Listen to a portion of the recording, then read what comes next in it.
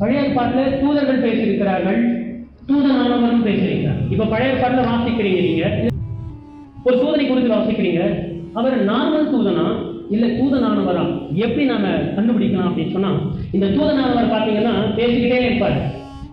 பேசும்போது பேச பேச பேச பேச மக்களோட பேசும்போது தன்னை தேவன் என்று காட்டிடுவார்.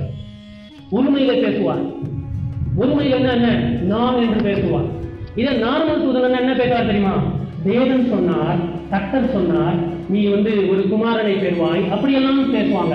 ஆனால் இந்த தூதன் எப்படிப்பட்டவர் தெரியுமா? அவர் பேசிக்கொண்டே வருவார். அவர் வரும்போதே நான் உன்னை ஆசீர்வதிப்பேன் என்று சொல்லுவார். தூதன் அப்படி சொல்றது இல்லை. நார்மல் தூதர்கள் அப்படி சொல்லுவதில்லை. அதுக்கெல்லாம் வசனத்தை பார்ப்போம். இந்த நார்மல் தூதர்கள் என்ன பண்ணுவாங்க அப்படின்னு சொன்னா, தங்களை தாழ்த்தி கொள்வார்கள்.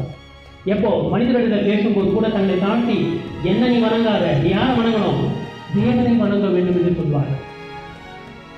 திடீரென்று இதெல்லாம் செய்தி கேட்டீங்க, இந்த மூடிலேயே இருக்கிறீங்க, ராத்திரி போய் தூங்குறீங்க, நடுவாத்துல தண்ணி குடிக்கணும்னு எழுந்துக்கிறீங்க. திடீர்னு கதவுல ஒரு தூதன் நிற்கிறாரு. அது தூதனா இல்ல சாத்தானா எப்படி கண்டுபிடிக்கிறது? தப்புன்னு அவன் காலில் விழுந்தீங்கன்னு வச்சுக்கங்க, அந்த வர்ஷிப்பை அவன் ஏற்றுக்கொண்டார் அப்படின்னு சொன்னா அவன் சாத்தானாக இருக்க வாய்ப்பு உண்டு. நீங்க அப்படி காலில் விழும்போது என் காலில் விழாதே, நீ யார்தான் தொழுது கொள்ள வேண்டும்?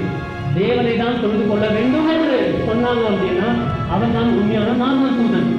அது கேப்ரியலா இருக்கலாம், மற்றவர்களா இருக்கும்.